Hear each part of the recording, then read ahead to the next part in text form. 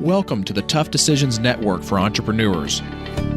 I'm Dan Hanford, and my wife, Danae, and I interview successful people sharing stories behind tough decisions that they've had to make along their journey as an entrepreneur. Before we get started, let's hear from one of our sponsors. Have you ever thought about investing in real estate, but find yourself so busy that you don't have time for it? Do you have FOMO, which is the fear of missing out? At HanfordCapital.com, we help investors with passive real estate investments that project better returns than traditional investment vehicles such as the stock market. If you'd like to find out more about our passive real estate investments, visit HanfordCapital.com. That's HANDFORD Capital.com. We will jump on a call with you to discuss your investment goals and to see if our investments are a good fit for you. This advertisement is not to be construed as an offer or recommendation to buy or sell a security. Visit HanfordCapital.com. On the podcast with us today is Ash Brown, and she has a company called AshSaidIt. Welcome to the podcast, Ash. Hey, Dan. Thank you so much for having me. I appreciate you guys. Hi, Ash. We're looking forward to talking with you today a little bit about your business and your experience as an entrepreneur. So give us just briefly a background of you as an entrepreneur. Yes, briefly, I created a company called AshSaidIt, which started off as really a blog type situation and has blossomed into a full-on, multifaceted lifestyle brand that has just taken over. And just so many different angles of life. I'm doing things now that I never imagined that I would do. And I'm in contact with people, and just everything has just come just full circle for me. It's been such a blessing. So Ash, I want you to take us through some tough decisions that you've had to make along your journey as an entrepreneur. Obviously, you've done quite a bit. You have a podcast as well. It's all over, iHeartRadio and iTunes, Google Play, Stitcher, TuneIn. You're internationally known now. You've got over 500,000 streams since 2015. Share with us one of the top decisions that you've had to make that were really tough and some of the lessons that you learned through that tough decision. Yeah, probably the first tough decision that I had to make was I had trained for a year to join the military, and I left for basic training on December 30th, 2013, and on December 31st, my mom passed.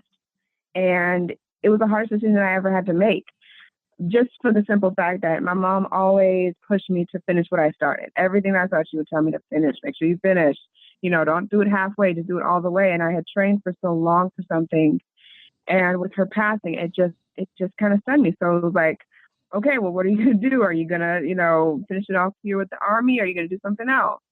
And I was too distracted with grief to finish training. So when I got home, 2014, I really didn't know what to do. I didn't know what to do. I was being pulled in all different directions. People saw my grief as their opportunity to get over. I did jobs that I didn't get paid for. I was just screwed out of different work gigs and things that I felt that I was owed, but ultimately I basically was robbed out of. So I spent a lot of time around a lot of people that were not good for me. And even though these were people that I had known from my childhood, people I'd gone to school with or worked with, just because people are around you for a long period of time does not mean that they're good for you, and doesn't mean that they want to see you prosper. I had a fork in the road. It was like, are you going to do what everyone says you should do, or are you going to think for yourself? Are you going to figure out what that thing is, what that fire is within you? And I decided that I want my happiness more before I want anyone else's happiness. And I had to get away from all those people. I had to clear house, and I started to meditate, just go into heavy meditation. Well, Ash, what do you want to do? What does your future look like? What gives you that fire within? And it was like helping people. I loved helping people. And I was like, I don't know how to help people. And it was like God told me, I want you to use your voice to help people. And I was like, I don't even know what that means or what that looks like. So I went to a friend's wedding, beautiful ceremony. It was gorgeous. And it was time for the reception. And the MC skips out, doesn't show up. So the bride is freaking out. She's crying. She's just all these different things going on. And, we're trying to keep her calm and trying to finish her makeup.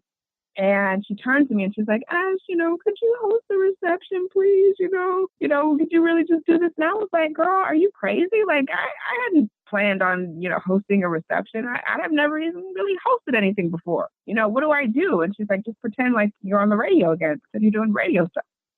And so I did that, and you would not have been able to tell that I wasn't a part of the original plan.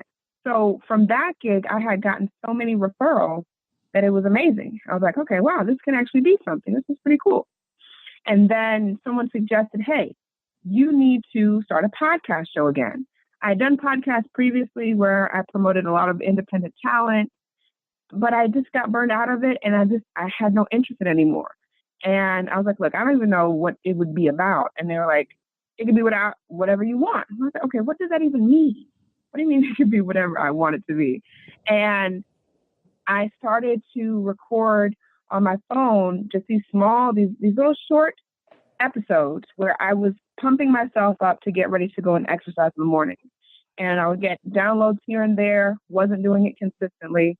Then the opportunity came to apply to be on iHeartRadio. And I was like, I'm never going to get on iHeartRadio. Whatever, I'm no, Seacrest, or, my stream is not going to go anywhere with that, but I'll just do it just for kicks and giggles.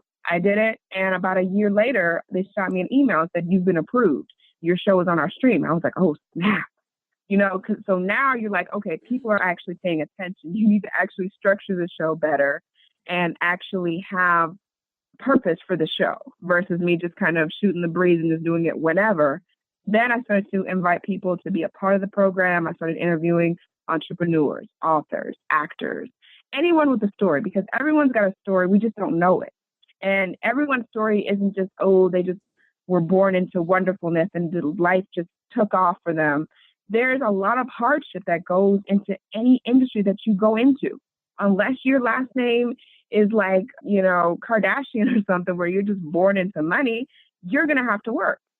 And so I love getting these stories about other people's struggles that they have triumphed through, because it not only gives me hope, but it gives those people across the world that I don't even know that are tuning into the show hope and, for a better tomorrow.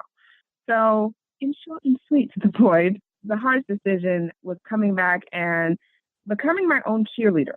Well, and I think that's an important thing to discuss, because a lot of times we have these things in our head that are telling us that certain things are good ideas.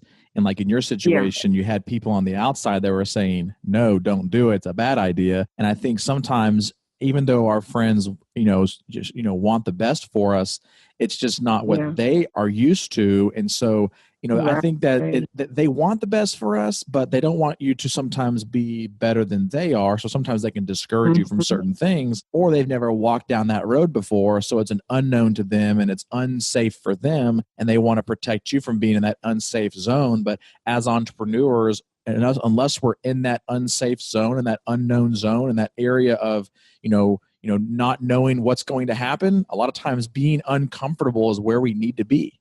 Yeah, that's definitely been my lesson. And you said it perfectly, is people want you to do good, just not better than them. And I feel as though a lot of those people that were around me that discredited what I was trying to do, or every time I had a new idea, I would share it with these people that I thought were my friends and, my extended family.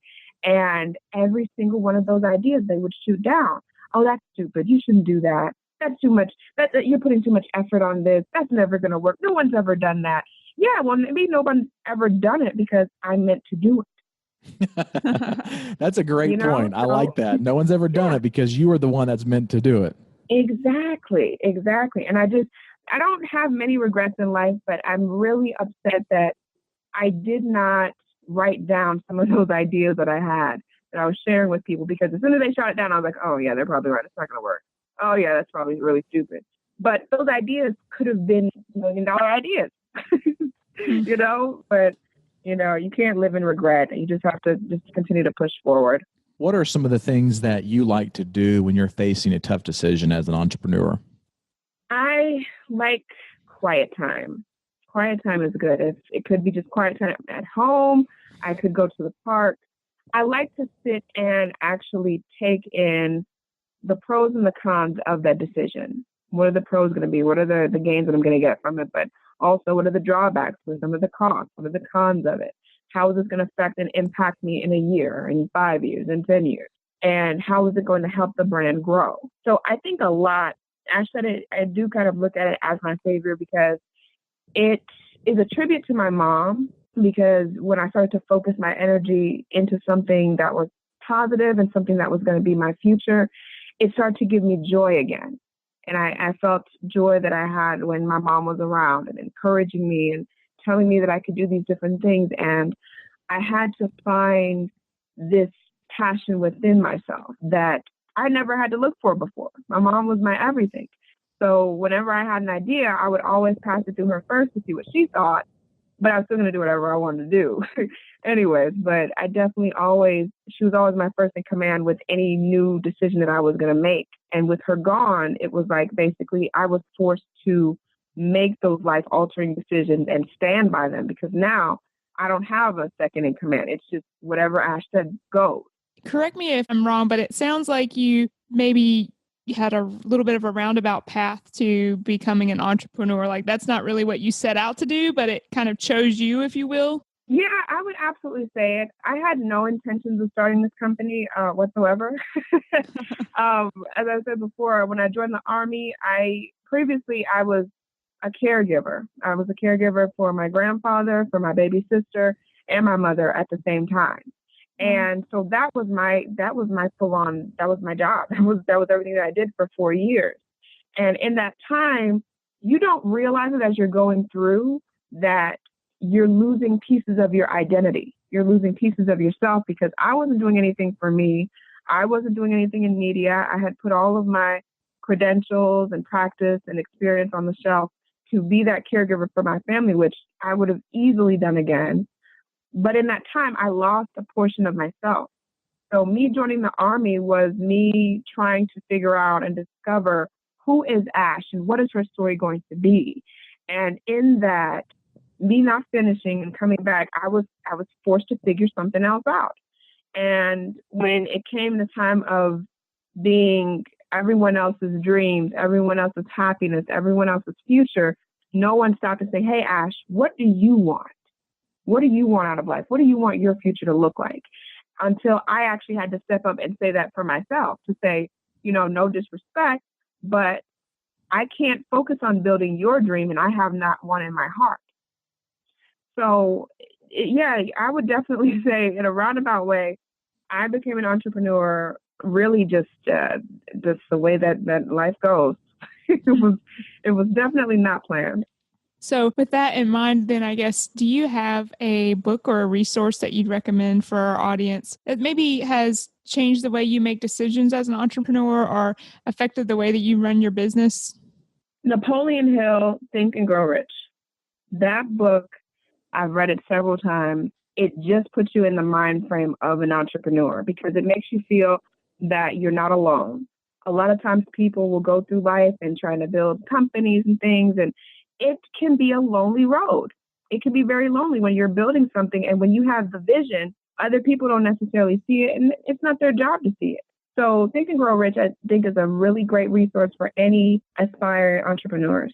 So let me ask you this, Ash. Right now, how many years have you been doing AshSaidIt? AshSaidIt is 4 years old now. It's 4 years old. We just celebrated 4 years. And you said you have a little over 500,000 downloads now? 500,000 streams. Streams are a little bit different than downloads. Streams meaning like it's played on so many different platforms X amount of times. Sure. Okay. So that was a blessing within itself. Honestly, I couldn't tell you how that happened.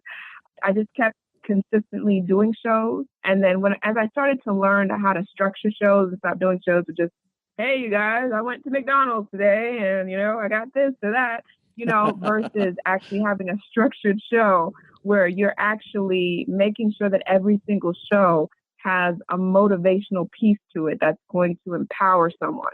If I can touch one heart with one of my shows, I've got, I think, like 1,100 something shows, that's a win.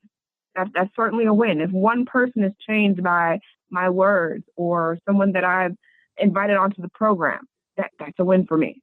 Well, I think that's absolutely true. And one of the things I wanted to ask you is, you don't have to share, any numbers with us, but what kind of things have you done with the money that you have made up to this point as an entrepreneur with this AshSaidIt? So have you gone into any, places really exciting as far as like traveling, or have you purchased anything extravagant that you wouldn't have been able to otherwise? Share with us one of those types of things that you've done with the money you've made so far. I've done some more travel. Travel has been really awesome. Me and a few people that kind of help out with my team, we went to the Caribbean last summer, and it was really awesome to go someplace where I didn't necessarily have like a time limit for something. It was just for fun and just to kind of let go and let loose. I have a problem sometimes with doing that because, as you could probably understand, being an entrepreneur, like your mind is always working. Your mind is always on to the next thing and how I can make this better and how I can improve that. So I have problems sometimes taking a pause and taking a stop. But that trip right there, that was one of the most amazing trips. We stayed on a resort. Everything was taken care of for us. It was awesome. Where did you visit in the Caribbean? We went to Jamaica. And my family's Jamaican, so it's actually pretty cool to go out there as a tourist. I didn't visit anyone, so it is. Now, when you were in Jamaica, did your accent come out a little bit more and start talking a little bit more Jamaican, man? Not necessarily. My accent only really comes out like when I'm around other Caribbean people and I feel comfortable enough. And it just kind of naturally happens. It's kind of like me when I'm around people from the South, when my mom is actually from California. My dad is from Illinois. So I don't really have that really deep Southern drawl, if you will. But, whenever I get around some Southern people, it can really come out now. You know what I mean? Yeah. Well, that's exciting. That's exciting. What's the next item on your bucket list right now? The next item on the bucket list. I mean, there's just so much that I am involved in. There's so many different pots on the stove, so to speak. It's just kind of waiting to see, okay, which one's going to cook over first? Which one's going to be ready first? So it'll be pretty interesting to see the next chapter unfold for AshSaidIt and for Ash Brown, of course. What can we expect on the horizon with AshSaidIt over the next couple of weeks or months? What do you have in store for us? What do I have in store? I've got some more travel in store. So I'm definitely going to be doing some more traveling. There are going to be a lot more collaborations. And there's just, like I said, there's some stuff on the stove that's cooking up, simmering right now, maybe not ready to be taken off the stove, off the fire. But we certainly got a whole bunch of great things. And like I said, the number one thing for me is belief in self. That it took me a long time. It took my mom's passing for me to believe in myself because she believed in me so much. I was like, oh, well, she believes in, that's it, point blank, period. But for me to believe in myself and my talents and what I'm capable of and what I'm bringing to the table, that changed perspective on everything for me. So, Ash, how can our listeners reach out if they want to, follow your podcast or your blog or find out more about you? What's the best way for them to do that? The best way for everyone to get in contact with me is to go on to AshSaidIt.com. That is AshSaidIt.com. All the info that you need is on the site. If you need to email me, you can shoot me an email at info@AshSaidIt.com. Across social media, my username is OneLoveAsh, the number 1, LOVEASH. And if for any reason you need to call us, 1-800-274-4936. Dan, Danae, thank you very much for allowing me to be on your program today. I do appreciate it. Yes, you are very welcome, Ash, and we really appreciate the energy that you bring and the excitement that you have around what you're doing as an entrepreneur. And I know it's going to be an inspiration to many people that are listening to the podcast today. So thank you very much for taking time out of your schedule for being here on the podcast with us, and we wish you the very best. Thank you so much. All right, bye-bye. Thank you for listening to the Tough Decisions Network. Be sure to visit toughdecisions.net to gain access to show notes for this episode and to join our free weekly entrepreneur email where we will send you news about the latest technology for your business, inspiring quotes, and the latest books for entrepreneurs. That's toughdecisions.net.